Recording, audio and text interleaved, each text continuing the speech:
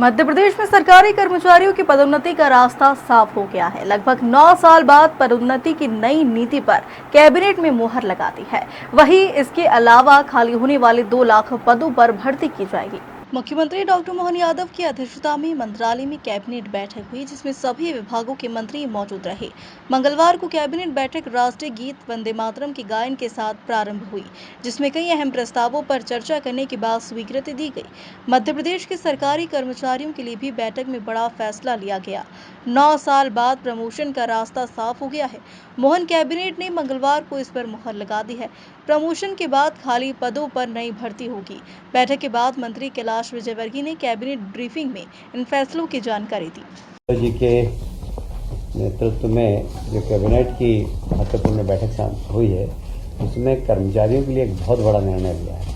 आप सभी जानते हैं कि बहुत सारे कारणों से, मैं कारणों को नहीं गिनाऊंगा, आप सबको मालूम है, उच्चतम न्यायालय, उच्च न्यायालय, इसके कारण प्रमोशन में पिछले 9 वर्षों से काफ़ी बाधा आ रही थी। इस बार हमने एक रास्ता निकाला है जिससे कि हमारे कर्मचारियों के प्रमोशन हो, और जब प्रमोशन होंगे तो निश्चित रूप से नीचे के स्थान रिक्त भी होंगे, तो फिर हम लोगों को भर्ती भी देख कर पाएंगे।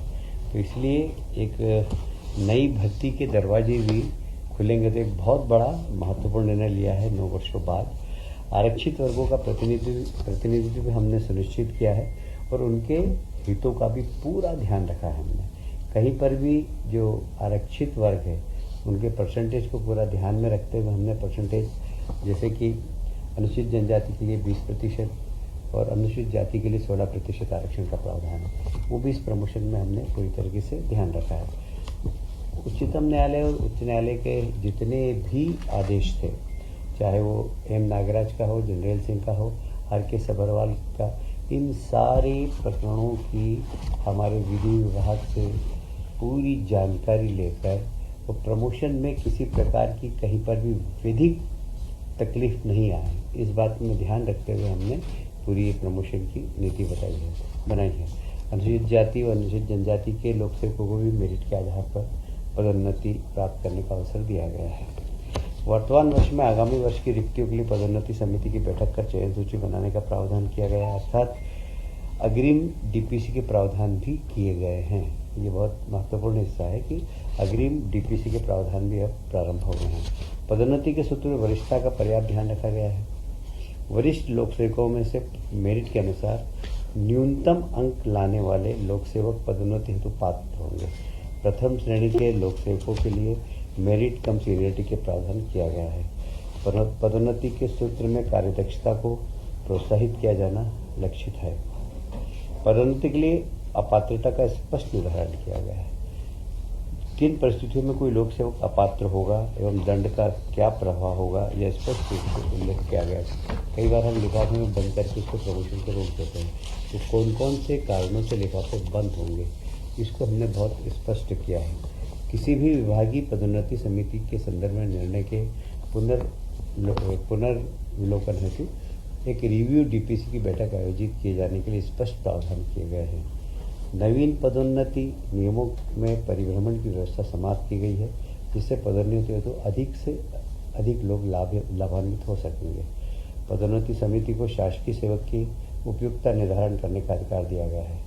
चतुर्थ श्रेणी के लिए अंक व्यवस्था नहीं होगी, केवल पदोन्नति के लिए उपयुक्त होने पर पदोन्नति प्राप्त की जा सकेगी। सरकारी सेवा के लिए किसी वर्ष में की गई आंशिक सेवा को भी पूर्ण वर्ष की सेवा माना जाएगा। यदि वर्ष में एक भाग की सेवा भी की गई तो उसे पूर्ण वर्ष की सेवा माना जाएगा।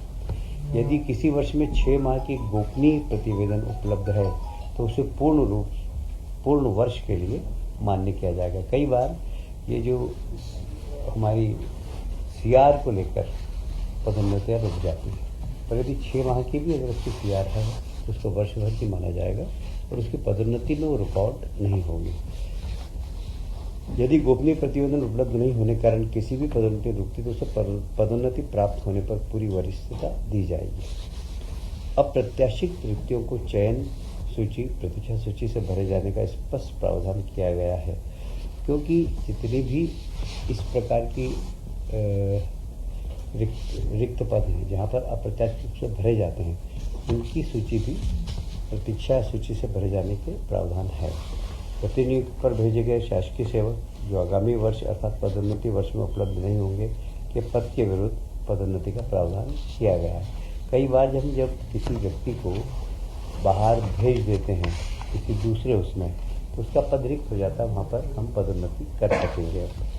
गोपनीय प्रतिवेदन से यदि कोई गोपनीय प्रतिवेदन एनआरसी, नो रिपोर्ट सर्टिफिकेट, सक्षम स्तर से स्वीकृत अवकाश, पद ग्रहण काल अथवा प्रशिक्षण के कारण है अथवा गोपनीय प्रतिवेदन में निर्धारण समय पर स्वमूल्यांकन के साक्ष्य हैं, तो ऐसी स्थिति में गोपनीय प्रतिवेदन की अनुपलब्धता के आधार पर पदोन्नति नहीं रोकी जाएगी। विभागीय पदोन्नति समिति के बैठक से पूर्व केवल कारण बताओ सूचना पत्र के आधार पर बंद लिफाफे की कार्रवाई नहीं की जाएगी। ये एक बहुत महत्वपूर्ण विषय है, क्योंकि आपने भी देखा होगा कि लोगों के जरा से कारण बताओ नोटिस पे लिफाफा मिल जाता है, तो उसकी पदोन्नति फिर होती ही नहीं है। और वो लिफाफा 4 साल, 5 साल, 6 साल, अभी तो मेरे पास ऐसे केस आए कि वो रिटायर हुए, उसको 3 साल हो गए, उसके बाद उसका लिफाफा गिला, तो रिटायरमेंट के बाद उसको पदोन्नति दी गई। ये सब जितनी भी इस प्रकार के प्रावधान थे उसको ठीक किया गया है। कुल मिलाकर पदोन्नति के पद जिस दिन उपलब्ध हो उसी दिन उपयुक्त योग्य में आरक्षित पदों के प्रतिनिधित्व को ध्यान में रखकर भरे जा सकेंगे। इस तरह के प्रावधान किए गए हैं। लगभग 2 लाख रिक्त पद सर्जित होंगे ताकि प्रशासन में सुधार एवं कार्यदक्षता बढ़े।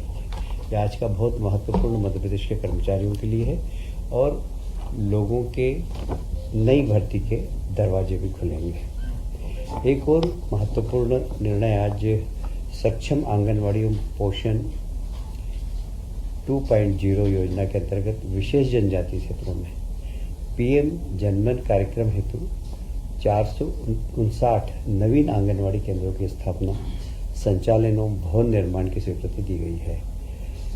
459 आंगनवाड़ी केंद्रों के संचालन हेतु आंगनवाड़ी कार्यकर्ता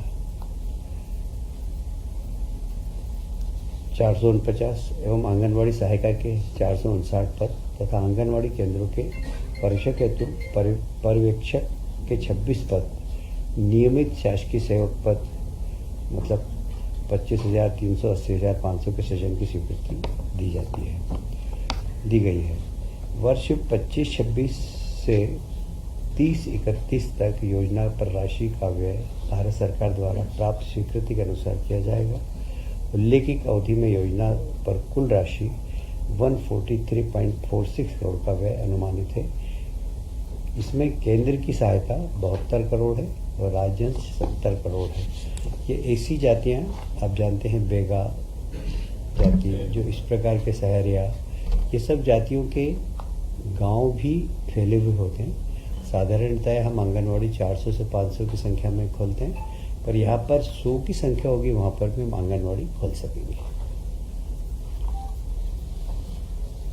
मध्य प्रदेश विद्युत पारेषण कंपनी द्वारा वित्तीय 25-26 में प्रचलित निर्माणाधीन पूंजीगत योजनाओं का अनुमोदन प्राप्त किया गया है। आज कुल मिलाकर 5,163 करोड़ बिजली के ट्रांसमिशन में के सुधार हेतु 5,163 ये कितने पैसों की स्वीकृति दी गई है। क्वालिटी विद्युत लोगों को मिले, इस दिशा में सरकार का एक बहुत महत्वपूर्ण निर्णय है ये, और मुझे लगता है कि इससे लोगों को जो बीच में कभी हम देखते हैं कि बिजली ड्रॉप हो जाती है, वह ड्रॉप होने से बचेंगे। निश्चित रूप से इससे उपभोक्ताओं को बहुत बड़ा लाभ मिलेगा। कैबिनेट की पूर्व आज मुख्यमंत्री जी ने कुछ जानकारी दी जो मैं आपको अवगत कराना चाहता हूँ। ग्रीष्मकालीन मूंग और उड़द का एमएसपी पर उपार्जन, भारतीय किसान संघ तथा किसानों की चर्चा उपरांत राज्य शासन ने एमएसपी पर ग्रीष्मकालीन मूंग और उड़द के उपार्जन पर निर्णय लिया है। कृषि मंत्रालय भारत सरकार के ग्रीष्मकालीन मूंग तथा उड़द के उपार्जन पर कुल लक्ष्य उत्पादन के अनुमान 25% के स्थान पर 40% का लक्ष्य निर्धारित किया गया है। आज भारत सरकार से उपार्जन की अनुमति तथा लक्ष्य प्राप्त हो गई है। मूंग का MSP 8,682 रुपये प्रति क्विंटल है। 36 मूंग उत्पादक जिलों में किया जाना प्रस्तावित है। उड़द MSP 7,400 प्रति क्विंटल है। इसका उपार्जन 13 उड़द उत्पादक जिलों में किया जाना प्रस्तावित है। पंजीयन 19 जून से 6 जुलाई तक तथा उपार्जन 7 जुलाई से 6 अगस्त तक किया जाएगा। ये किसानों के लिए एक तरीके से बहुत बड़ा तोहफा है।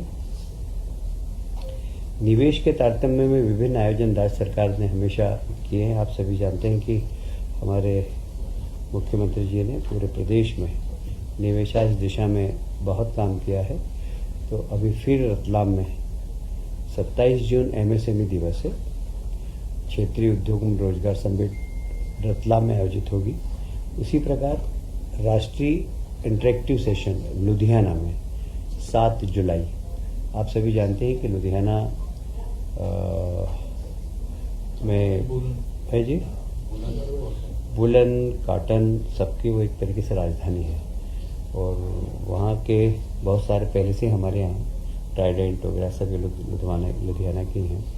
तो ये एक रोजगार देने वाली जो इंडस्ट्री है और इसलिए हम चाहते हैं कि लोगों को रोजगार मूलक इंडस्ट्री यहाँ पर डालें। इस दिशा में मुख्यमंत्री जी लुधियाना जाएंगे और इस दिशा में काम करेंगे।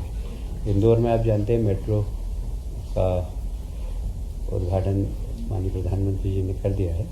भोपाल में भी हम कोशिश करेंगे कि सितंबर अक्टूबर में कि मतलब प्रधानमंत्री जब भी समय देंगे, हमारा काम बहुत तेज़ी से चल रहा है और हम सितंबर अक्टूबर में भोपाल की मेट्रो का भी प्रथम चरण का उद्घाटन कर देंगे।